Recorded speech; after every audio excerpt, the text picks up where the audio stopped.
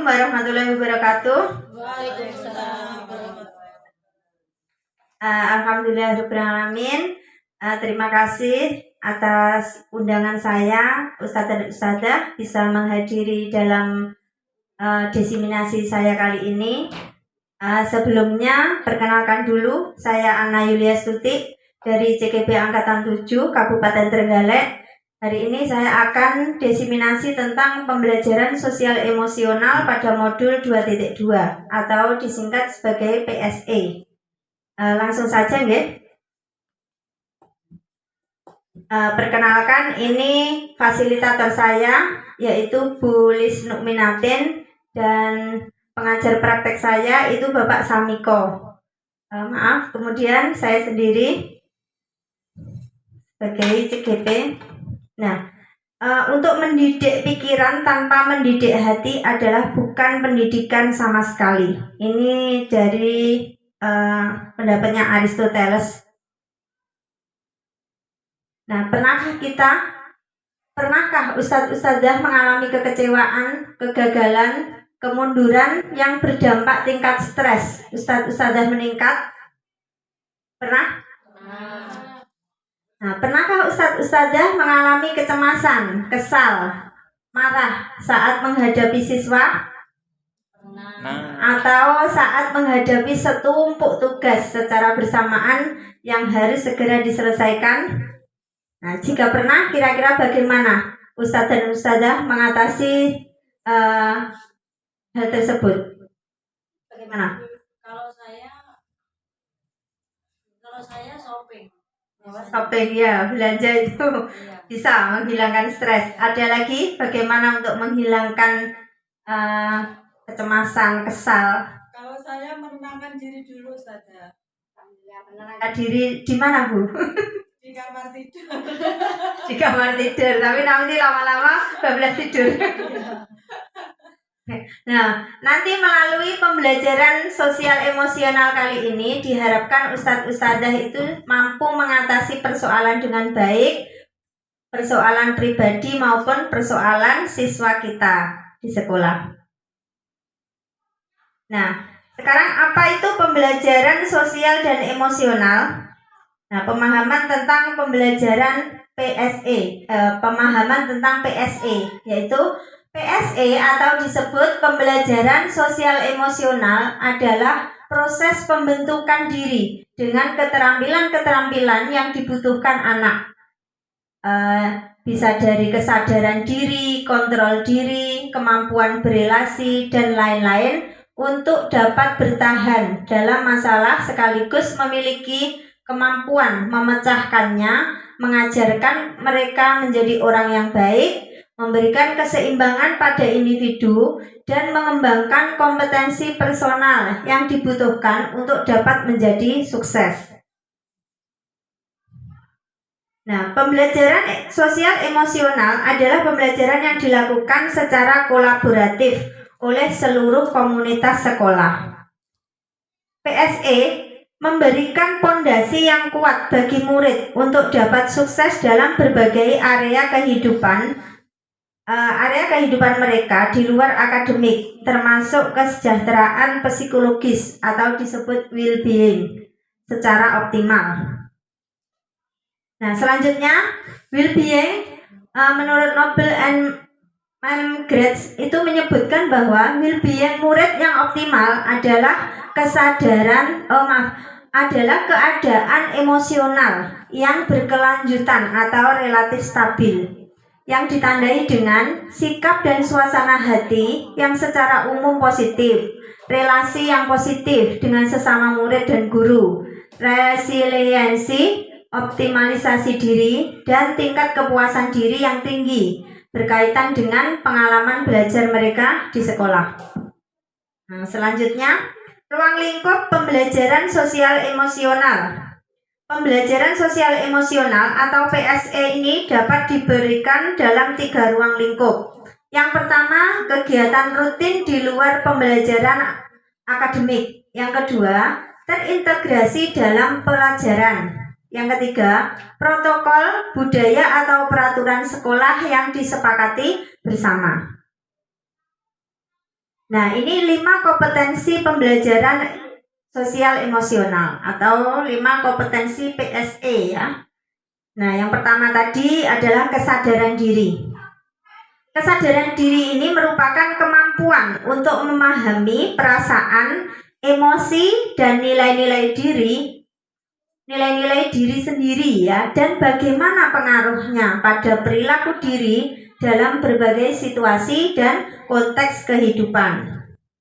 Yang kedua, PSE itu manajemen diri. Nah, manajemen diri ini merupakan kemampuan untuk mengelola emosi, pikiran, dan perilaku diri secara efektif dalam berbagai situasi dan untuk mencapai tujuan dan aspirasi.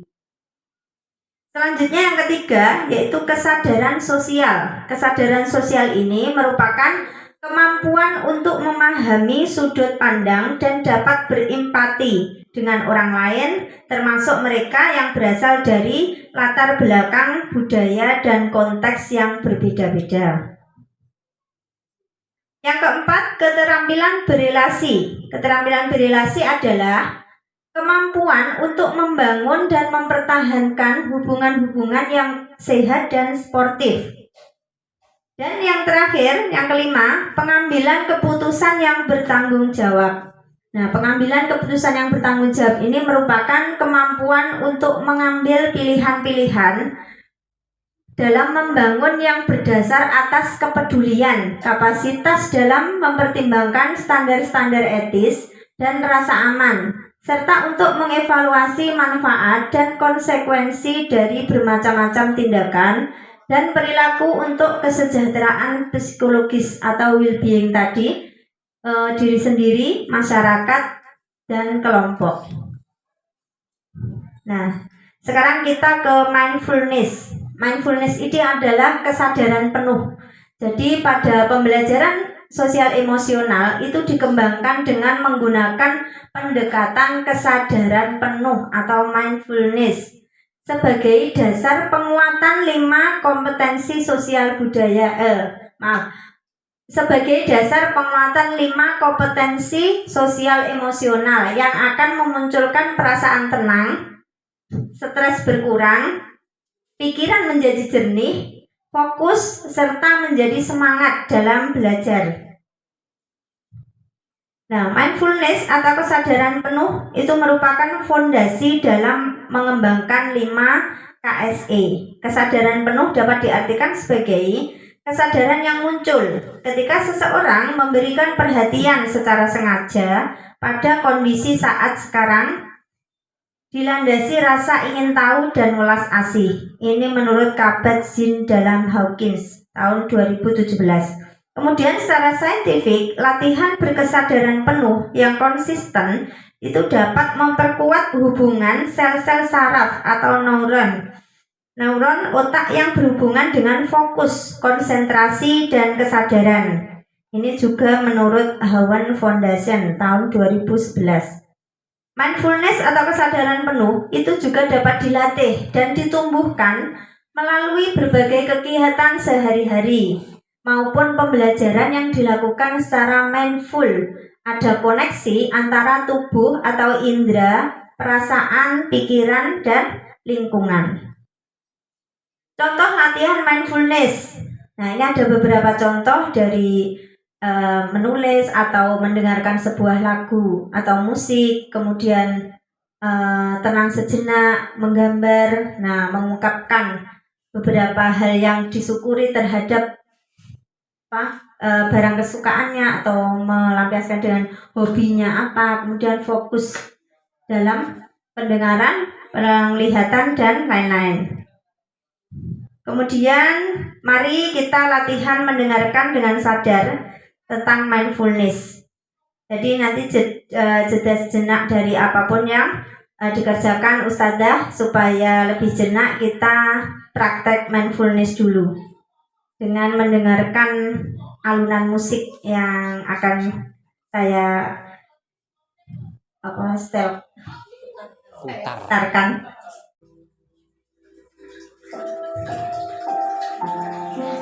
Oke Ustadzah, silahkan untuk tenang sejenak. Silahkan bersantai-santai, duduklah dengan nyaman, senyaman mungkin. Duduklah dengan nyaman, dengan tegak, tanpa membungkuk. Bahu tetap rileks dan kedua tangan bisa diletakkan di atas paha ataupun di meja. Pejamkan mata sambil mendengarkan alunan musik. Bayangkan semua beban Anda di pundak, di pikiran, dan di tubuh hilang. Tanpa ada beban apapun sedikit pun yang Anda rasakan, hilangkan jauh-jauh. Dengarkan suara gemericik air, nan jauh ataupun dekat dengan kita. Tarik nafas pelan-pelan. Berhenti sejenak, lalu buang nafasnya. Jika merasa nyaman dan cukup rileks, lakukan berulang-ulang. Tarik nafas dalam-dalam, berhenti sejenak, lalu hembuskan dengan pelan-pelan.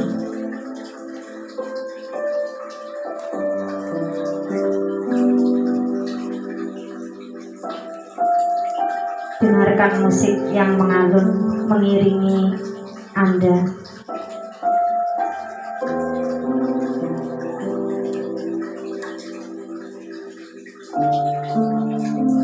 Jika pikiran beban Anda datang ke pundak atau pikiran Anda lagi, kembalikan perhatian Anda pada alunan musik ini dan suara gemericik air.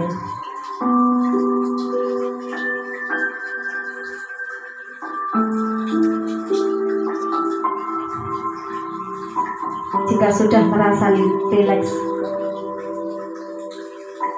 dalam hitungan ketiga, Ustadz-ustadzah bisa membuka mata kembali. 1, 2, 3.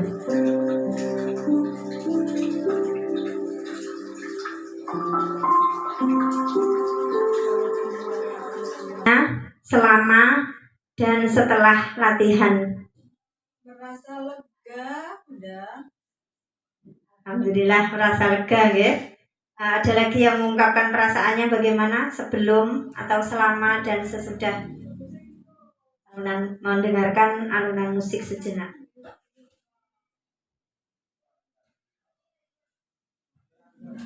Belum mendengarkan alunan musik dan alunan musik yang panjenengan putarkan dan instruksi yang panjenengan berikan membuat saya lebih rileks dan melupakan sejenak apa yang menjadi beban pikiran saya, dan sekarang saya lebih bisa berpikiran positif bagaimana melakukan hal yang lebih baik lagi dari sebelum saya mendengarkan musik yang panjenengan putarkan.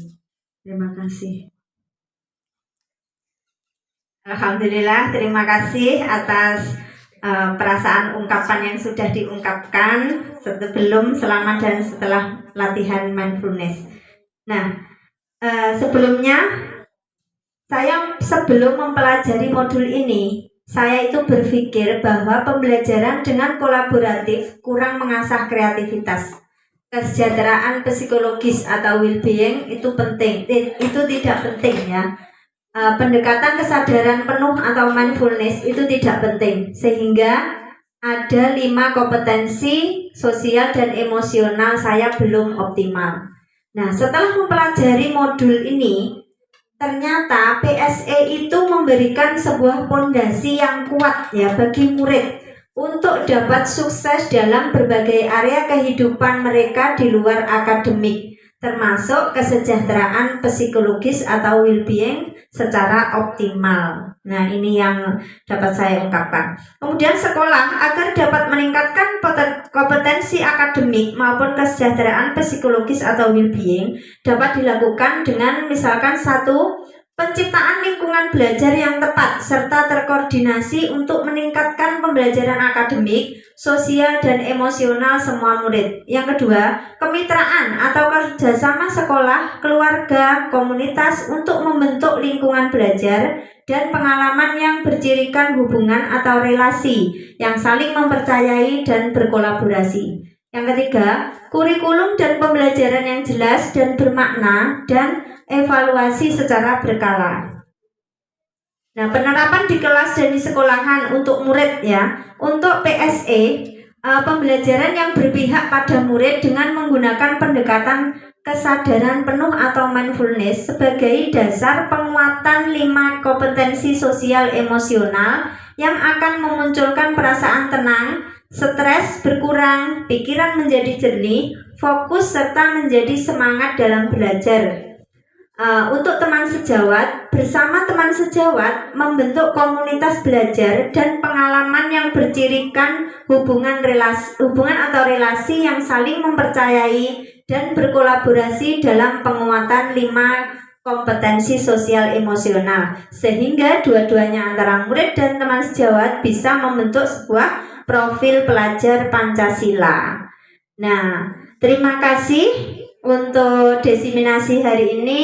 Mungkin ada masukan atau pertanyaan yang kurang jelas atau saran, monggo saya persilahkan.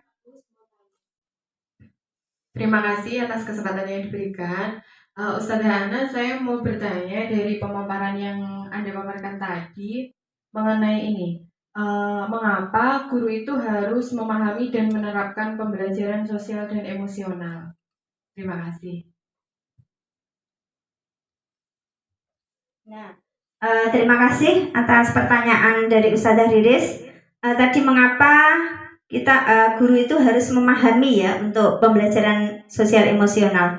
Nah, pembelajaran sosial emosional ini dapat berdampak terhadap kecerdasan intelektual, peningkatan keterampilan, kemampuan sosial yang baik, hubungan yang harmonis itu antara guru dan murid, serta pengelolaan emosi dan bisa membangun budi pekerti serta sikap yang positif.